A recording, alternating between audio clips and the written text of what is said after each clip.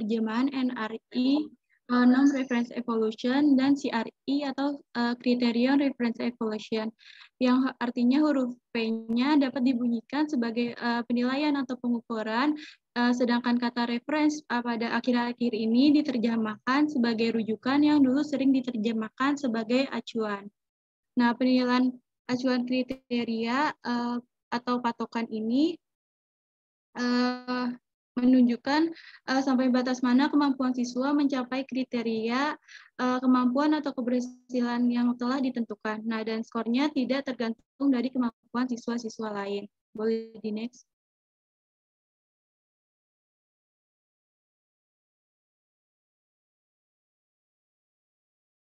Nah, pengertian PAK atau PAP ini dia berasumsi bahwa hampir semua siswa belajar apa saja, namun waktunya berbeda.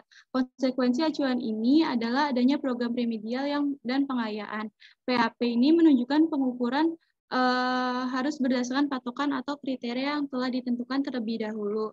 Patokan atau kriteria ini sebagai batas lulus atau tingkat penguasaan minimal yang digunakan untuk membandingkan pengukuran. Nah,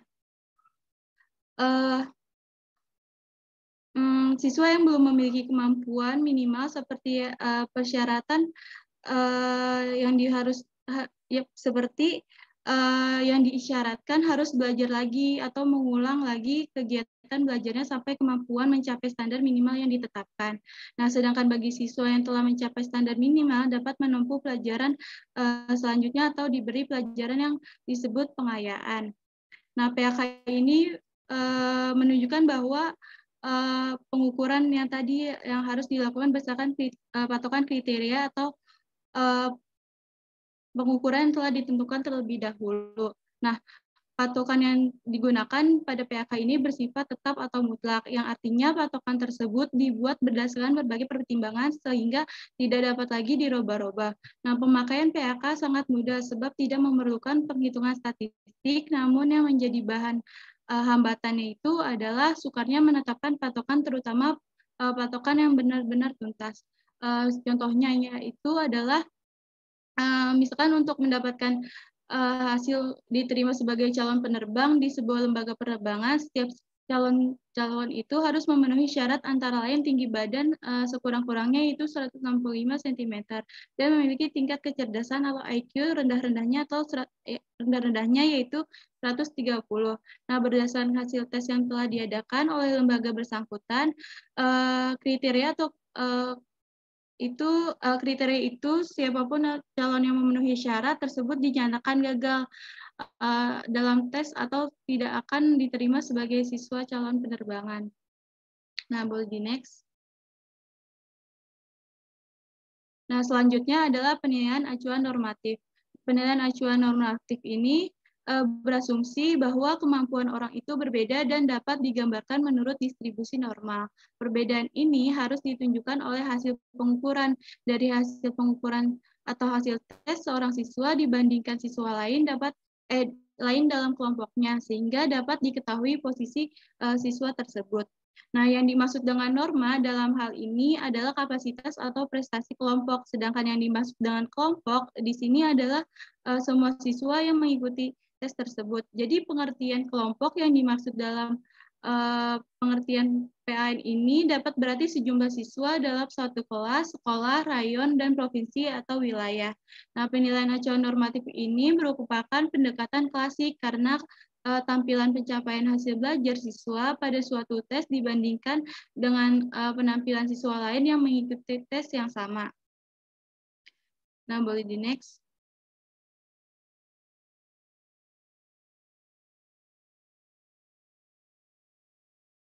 Nah, maka kesimpulannya pada penilaian acuan normatif atau PAN ini dinilai berdasarkan nilai kelompok, sedangkan penilaian acuan kriteria atau PAK ini dinilai berdasarkan kriteria yang terukur atau terskala. Boleh di next.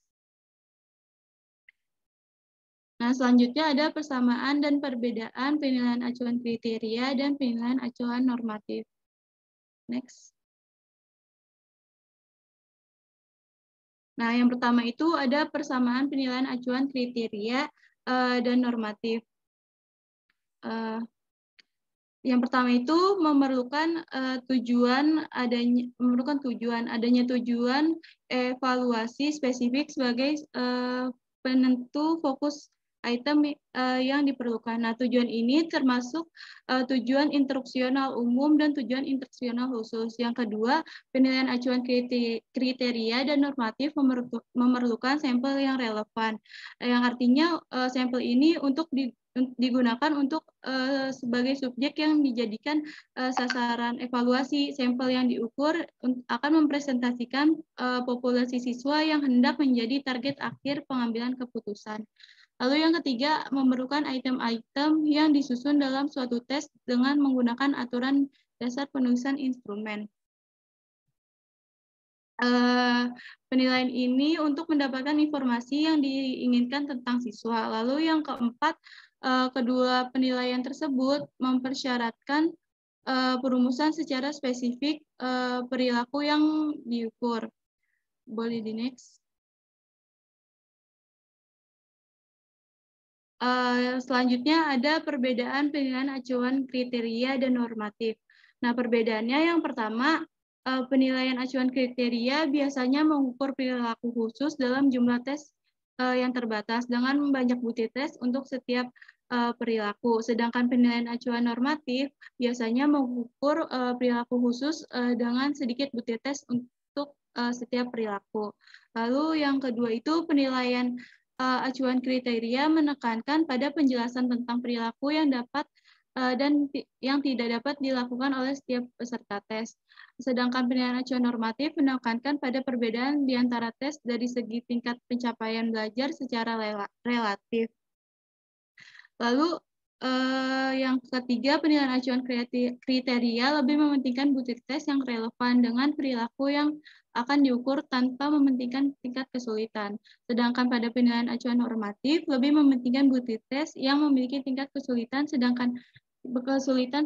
dan akan membuang butir tes yang terlalu mudah ataupun terlalu sulit. Lalu yang terakhir itu penilaian acuan kriteria biasanya digunakan untuk penugasan, sementara penilaian acuan normatif digunakan untuk survei. Boleh di next.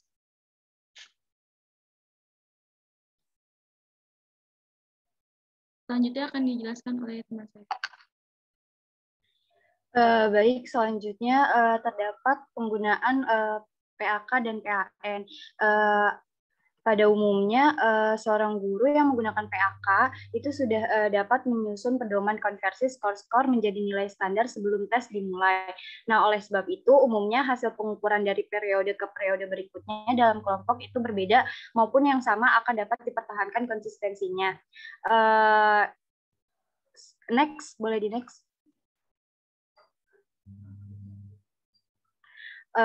Ya, selanjutnya terdapat tujuan dari PAK. Jadi tujuan penggunaan tes acuan patokan ini berfokus pada kelompok perilaku siswa yang khusus dengan didasarkan pada kriteria atau standar khusus. Hal ini dimaksudkan untuk mendapat gambaran yang jelas tentang kemampuan peserta tes tanpa memperhatikan bagaimana kemampuan tersebut dibandingkan dengan kemampuan yang lain. Nah, jadi dengan kata lain, tes acuan kriteria ini digunakan untuk menyeleksi secara pasti status individual berkenaan dengan mengenai domain perilaku yang ditetapkan atau dirumuskan dengan baik. Selanjutnya terdapat pengujian. Nah, PAP atau PAK ini pada umumnya digunakan untuk menguji tingkat penguasaan bahan pelajaran. Pengujian tingkat penguasaan bahan biasanya dilaksanakan pada pengajaran yang berorientasi pada tujuan dan strategi belajar tuntas.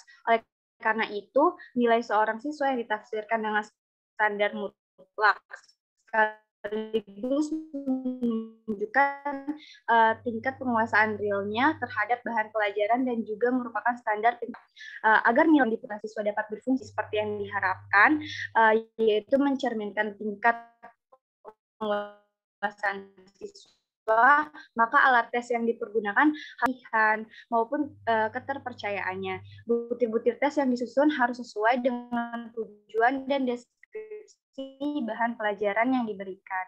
Kemudian ada KKM. Jadi dalam pendekatan PAK ini diharapkan peserta didik ini menguasai semua tujuan yang telah dibelajarkan.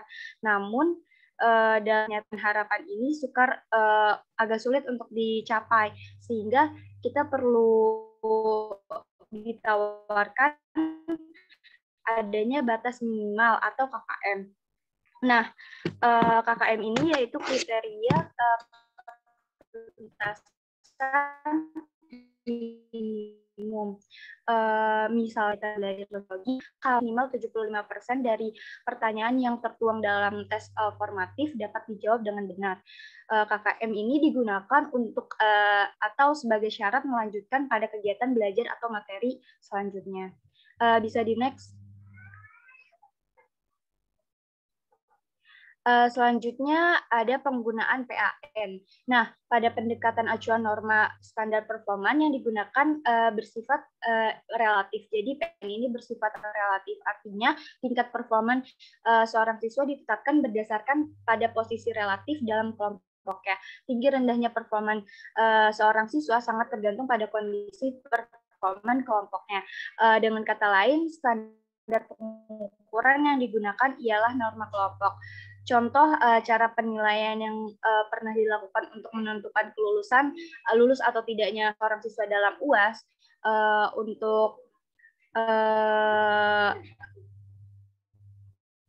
untuk ujian di akhir tahun, nilai UAS yang berasal dari hasil penilaian panitia ujian dengan menggunakan patokan persentase yang menunjukkan tingkat kemampuan atau penguasaan siswa tentang materi pengajaran yang diujikan. Dengan kata lain, nilai UAS merupakan hasil penilaian dengan cara PAP.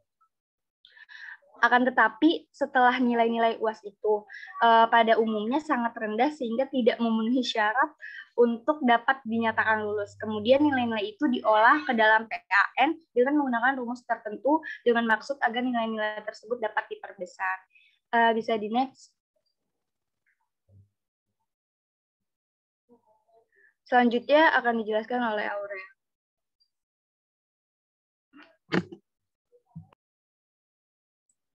Oke, selanjutnya nih ada kelebihan sama kekurangannya. Boleh lanjut? Next. Oke, keunggulan dari penilaian acuan kriteria sendiri itu ada yang pertama itu penilaian dari kelebihan transparan dengan menggunakan rubrik atau skema penilaian atau yang disebut dengan marking scheme. Yang kedua itu penilaian lebih dapat diandalkan karena menggunakan standar deviasi. Nanti kita bakal belajar tuh ada standar deviasi sendiri dan kriteria minimal yang nantinya ditentukan oleh guru. Yang ketiga yaitu adalah lebih adil dan lebih fair. Yang keempat itu cocok digunakan untuk memonitor kemampuan setiap siswa atau mahasiswa. Boleh lanjut.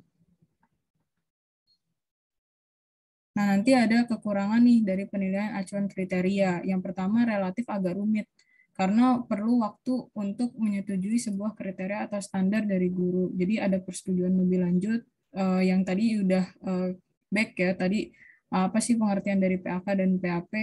Di situ juga nanti kita harus menyetujui dulu sebuah kriteria atau standar deviasinya.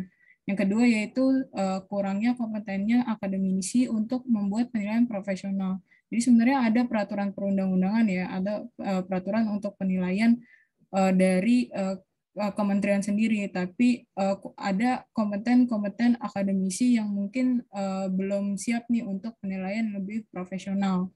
Yang ketiga yaitu adalah tidak mudah bagi akademisi untuk mengubah kebiasaan dari menilai berdasarkan referensi norma menjadi referensi kriteria. Jadi masih aja ada yang melibatkan secara norma atau emosi gitu ya. Mungkin bisa dari kebiasaan ataupun dari penilaian yang referensinya tuh bersifat normatif. Tapi kali ini karena kita penilaiannya itu acuan kriteria, maka kriterianya itu harus ditentukan entah itu kriteria 5 atau kriteria 9 dan lain segala macamnya.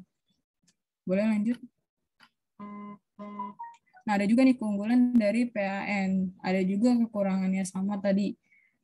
Kalau untuk penilaian acuan normatif sendiri, keunggulannya ini yang pertama bermanfaat nih untuk membandingkan antara siswa dan mahasiswa lintas mata pelajaran atau kuliah dan memberikan hadiah atau penghargaan utama untuk sejumlah siswa atau mahasiswa tertentu. Jadi bisa dibandingkan melalui tingkat lintas mata pelajaran atau mata kuliah gitu. Bagaimana sih siswa atau mahasiswa di mata kuliah EPS dan juga mata kuliah TSP gitu. Apakah sebenarnya dia juga sama-sama baik gitu. Nah, ini bisa jadi pemberian hadiah untuk atau penghargaan yang bisa juga nanti dibandingkan dan dikonversi gitu sama guru mata kuliah tersebut.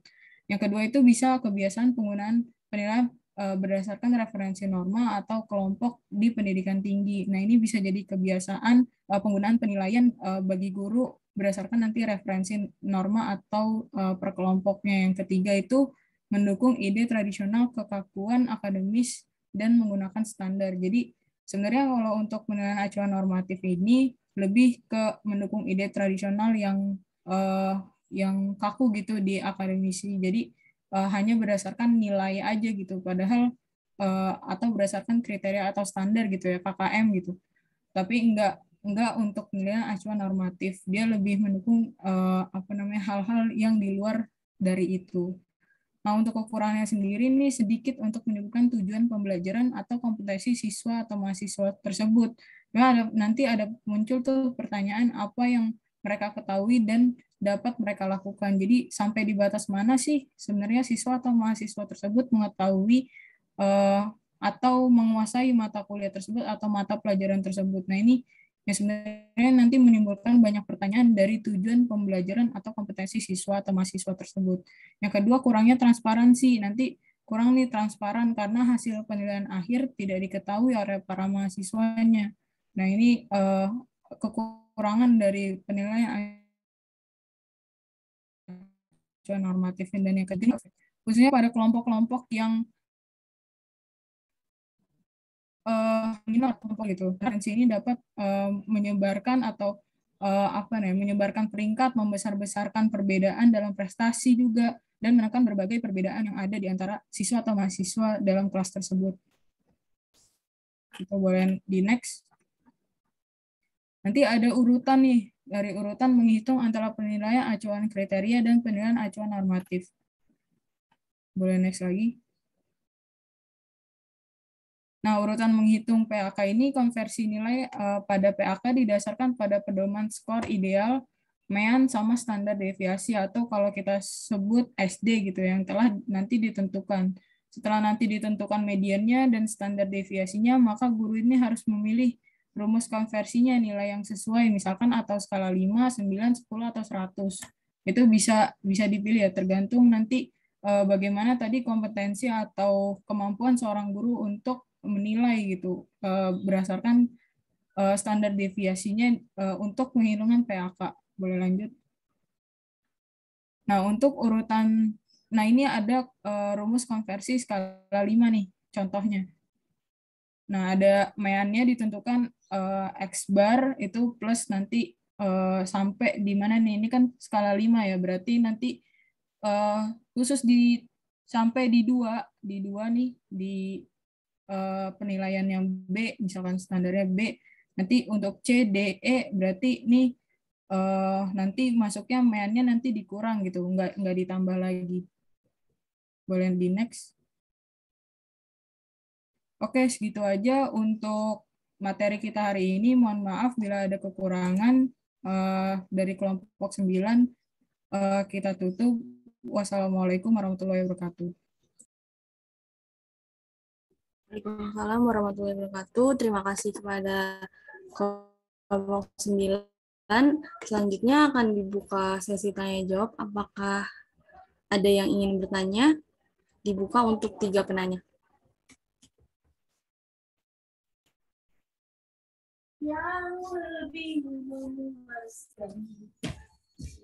Apakah ada yang ingin bertanya?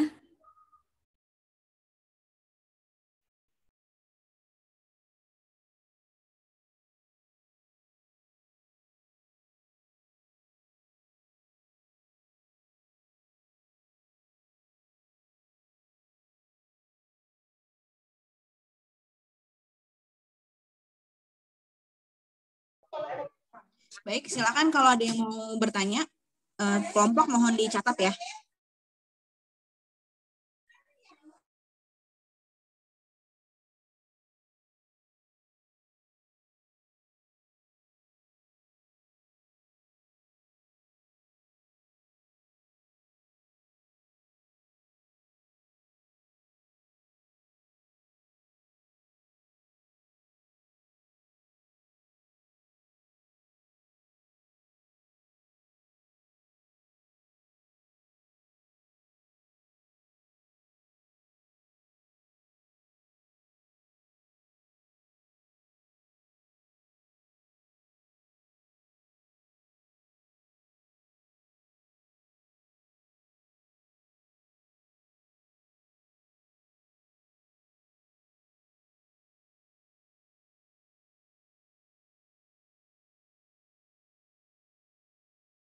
Baik, siapa yang mau bertanya?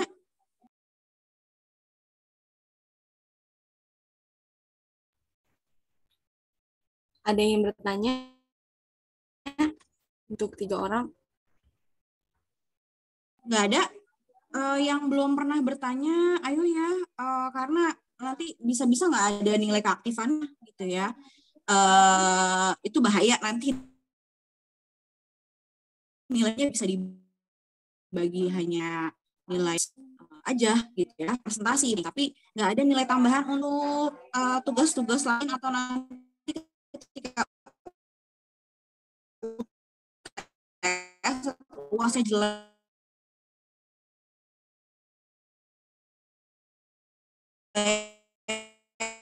gitu ya. Apa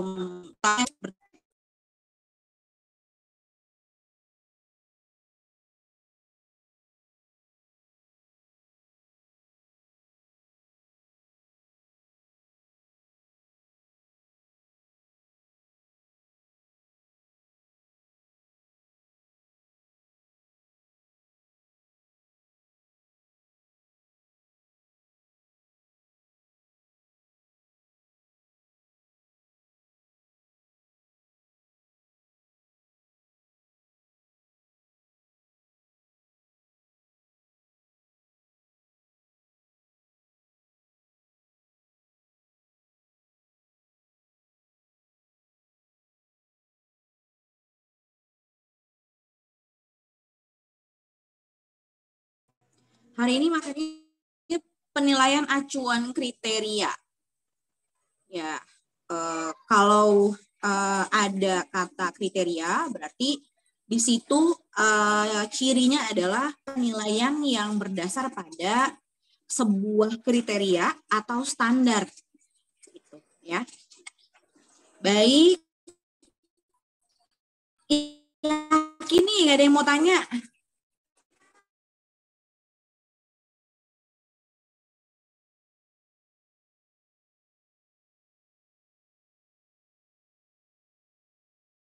Baik, saya pikir semua sudah ini ya, sudah dewasa begitu ya, sudah memahami apa yang baik untuk dirinya masing-masing dan apa yang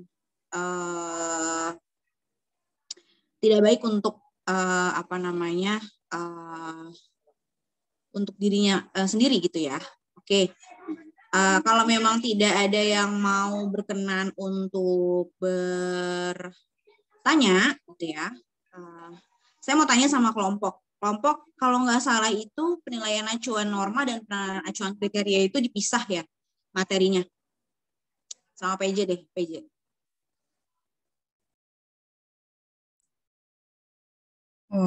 Kita nggak tahu Bu kalau untuk pemisahan materi itu karena di kita berdasarkan RPS yang Ibu kasih aja Bu.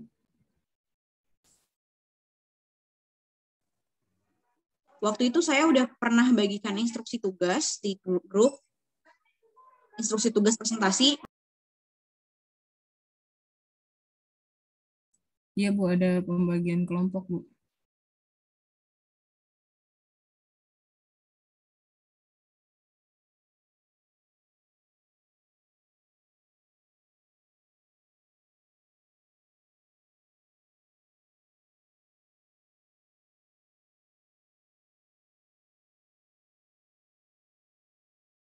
Masih ingat di PPT kelompok menjelaskan PAN dan PAP ya. Dua-duanya dijelaskan ya. Iya Bu, kita jelasin duanya Bu. Kita ngelihatnya salah Bu, kayaknya kita lihatnya di RPS Bu, bukan di pembagian kelompok yang Ibu kasih. Mohon maaf ya Bu. Nah, itu dia. Kelompok 10, halo, kelompok 10. Siapa kelompok 10?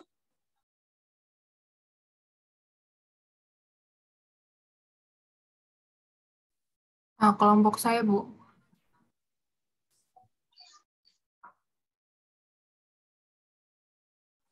Sekar dapat materi apa?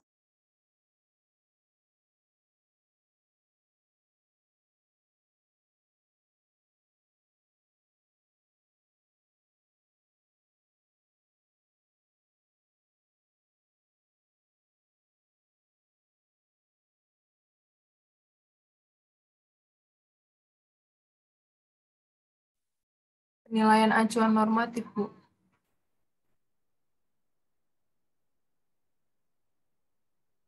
Sekar.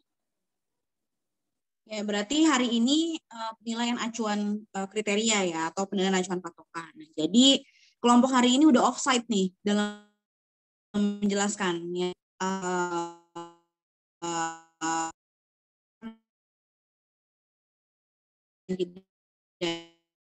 Ya. Sebenarnya banyak belum maksimal materi tentangnya sama PAN gitu ya. Baik, saya bertanya sekali lagi sama kelas A ya. Ada yang mau tanya nggak ke kelompok 9? Karena kalau nggak bertanya, kelompok 9 kan ada komponen ya untuk kemampuan dalam menjawab. Nah, berarti kelompok 9 akan berkurang nilainya dalam kemampuan menjawab karena kan tidak ada yang bertanya. Seperti itu.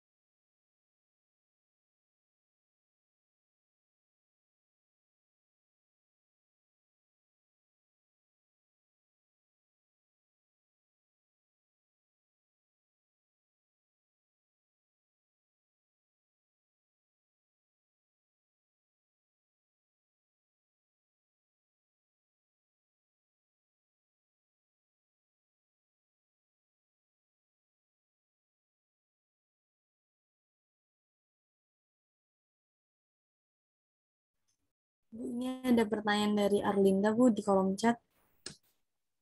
Ya, silakan dibaca kelompok. Ya, dari Arlinda, saya ingin bertanya, menurut kelompok bagaimana meminimalisir kekurangan dalam penilaian acuan kriteria dan contohnya itu seperti apa?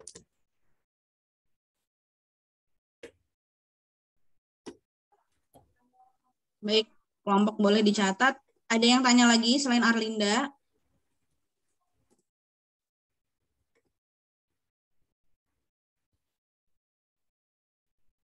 Ada lagi kah yang ingin bertanya?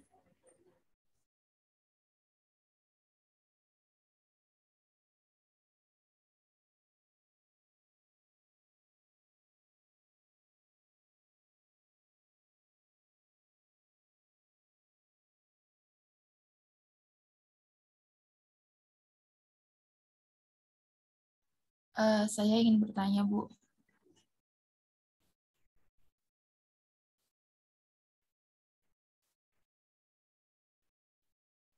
Suaranya terdengar kan ya? Ya, Isti, silakan. Oke. Sebelumnya mohon maaf, Ibu belum bisa Iya, on cam. silakan. Kelompok sudah menjelaskan tadi terkait kekurangan dari penilaian acuan kriteria. Bahwasanya di situ ditulis tidak mudah bagi akademisi untuk mengubah kebiasaan dari menilai berdasarkan referensi norma menjadi referensi kriteria.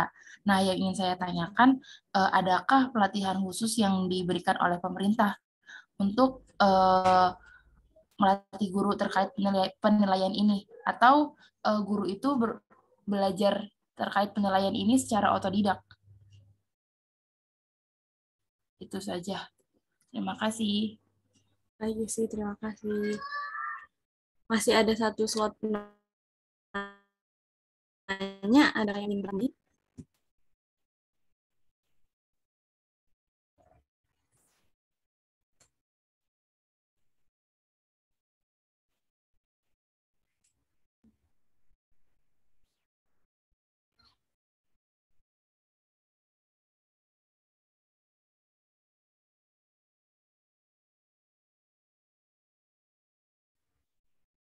Sepertinya udah tidak ada yang ingin bertanya, Bu.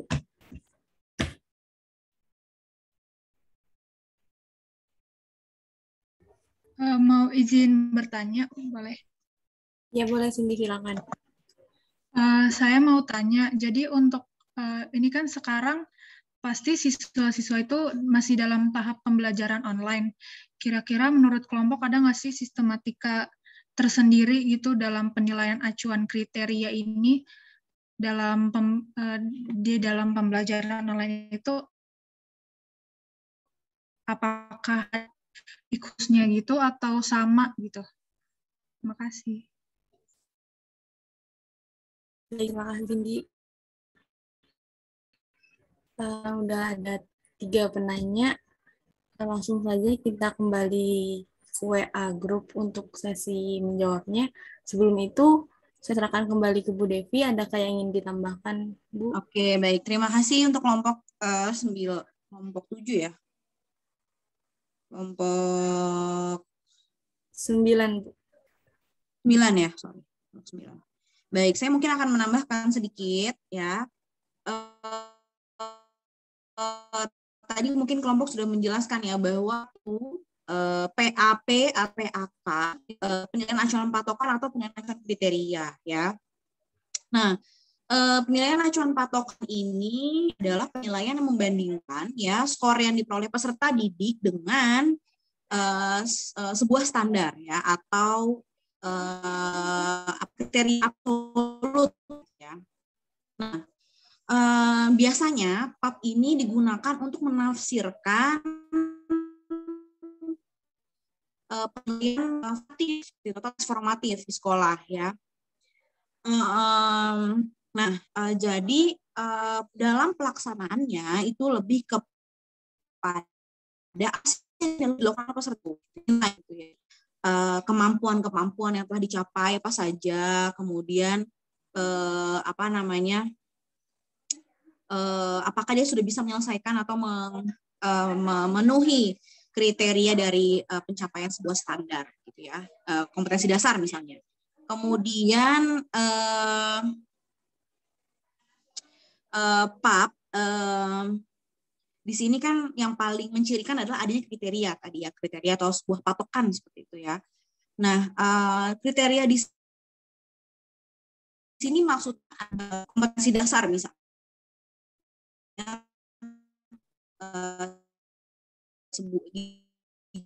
Dijadikan sebuah kriteria yang sebelum itu apa sih harus yang belajar dasar kepada peserta dalam cara sih. Nah,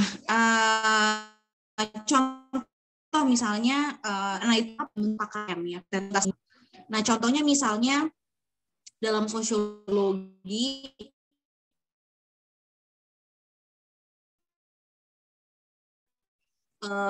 kriteria itu akan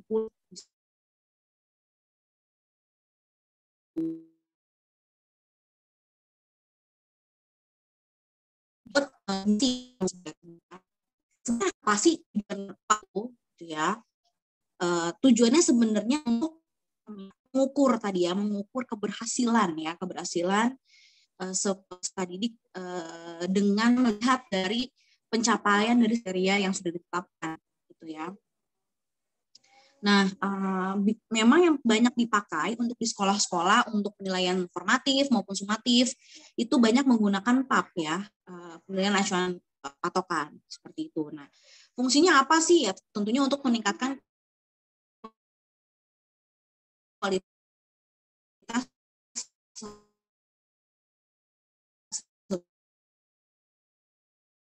belajar siswa gitu ya, tentang itu. Kemudian, halo, apa suara saya terdengar? Iya, Bu, udah.